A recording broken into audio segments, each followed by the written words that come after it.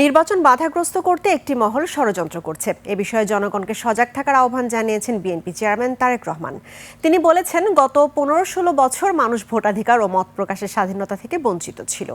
নেতাকর্মীদের ভোট গণনা শেষ হওয়া পর্যন্ত কেন্দ্রে থাকার আহ্বান জানান বিএনপি চেয়ারম্যান। নোয়াখালী প্রতিনিধি আরিফিন শাকিলের তথ্যচিত্রে ডেস্ক রিপোর্ট।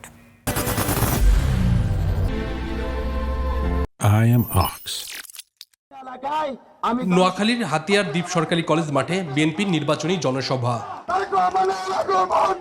এতে ভার্চুয়ালে যুক্ত হন বিএনপির চেয়ারম্যান তারেক রহমান। তিনি বলেন, ফ্যাসিস্ট আওয়ামী লীগের সময় দেশের মানুষ ভোটাধিকার থেকে বঞ্চিত ছিল, কেড়ে নেওয়া হয়েছিল কথা বলার স্বাধীনতাও। গত 15-16 বছর কি আপনারা ভোট দিতে পেরেছিলেন? ভোট দিতে পারেননি আপনারা। আমাদের দেশের মানুষের ভোটের অধিকার কেড়ে নেওয়া হয়েছিল, কথা বলার স্বাধীনতা কেড়ে নেওয়া হয়েছে। তারেক রহমান বলেন, শুধু ভোট দিলেই দায়িত্ব শেষ নয়, ভোট গণনা শেষ পর্যন্ত কেন্দ্রে অবস্থান করে নিজের ভোটের হিসাবও বুঝে নিতে হবে।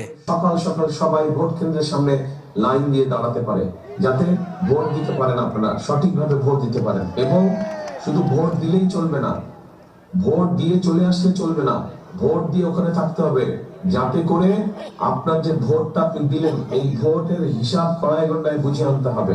তিনি আরো বলেন, দেশটা আমাদের সবার, সব ধর্মের মানুষকে একসাথে নিয়ে এই দেশ গড়ার আহ্বানও জানান তারেক রহমান। হিন্দু ধর্ম বলেন, বৌদ্ধ ধর্ম বলেন, খ্রিস্টান। Monowar Hossain, desk report, 21 television.